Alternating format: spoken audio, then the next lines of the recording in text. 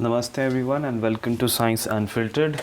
Today we are going to draw the Lewis dot structure of CCl4, which is known as carbon tetrachloride.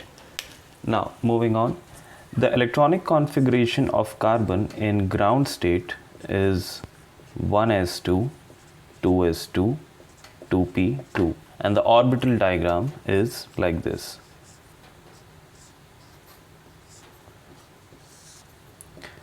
For 2p subshell, there are 3 orbitals as I have shown, px, py and pz. This is the 1s subshell, 2s subshell, and this is the 2p subshell. 2p subshell. Okay. So you've got 2 electrons in the 1s subshell, 2 electrons in 2s subshell, 2 electrons in the 2p subshell. Now this was the case in the ground state. Now what happens is that carbon does not make bonds in the ground state. It makes bonds when it goes or reaches to the excited state. So carbon in excited state, what happens is that the 1s subshell is left the way it is, and there is shifting of electrons from 2s to 2p.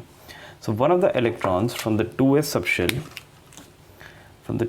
subshell, suppose this electron jumps and sits in one of the orbitals of the 2p subshell. So now you've got your orbital diagram like this. Here there were 2 unpaired electrons, okay, 2 unpaired electrons, UE, 1 and 2. But in this case, you have got 4 unpaired electrons. 1, 2, 3, 4. So, in this particular state, carbon is going to make 4 bonds, which we know that carbon is a tetravalent element or an atom. Okay. Now, moving on, let's talk about the electronic configuration of chlorine.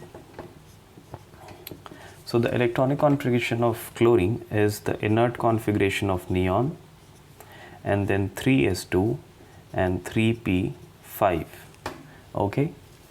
Now drawing the orbital diagrams, as I said, 3p has 3p or the p subshell has 3 orbitals. So 3s subshell has 2 electrons, 1, 2, and 3p has 5 electrons as shown here, 1, 2, 3, 4 and 5.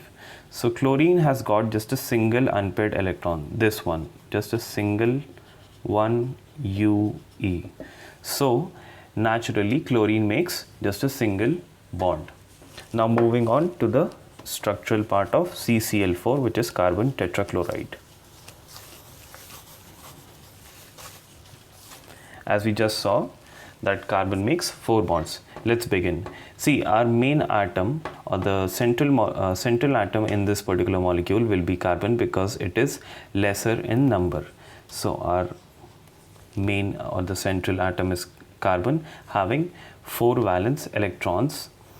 So we are going to draw 4 electrons of carbon. Now there are 4 chlorine atoms in this molecule, and each chlorine atom has 7 valence electrons, as we just saw.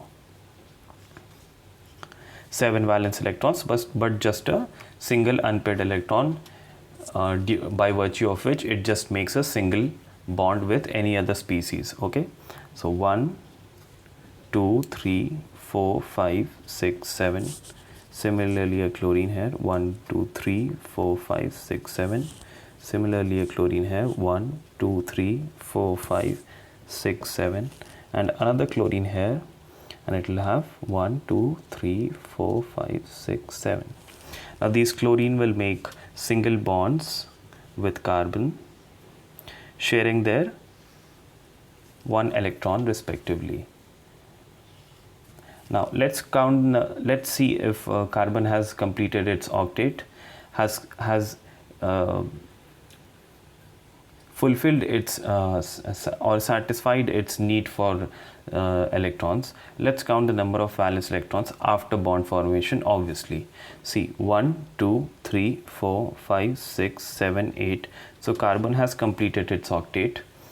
For chlorine, let's count the number of electrons after obviously bond formation. So it is 1, 2, 3, 4, 5, 6, 7, 8.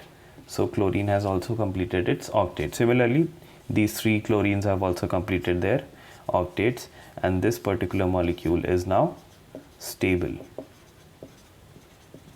Because the objective of bond formation for every atom present in a molecule, in this case carbon and chlorines, is that they want to attain stability. Every person, every human being, every species, every atom, every molecule, everything in this world wants to attain stability. It's all natural, right? So this particular molecule has now gained stability. Thank you for watching, and I'll see you guys in the next video. Happy reading.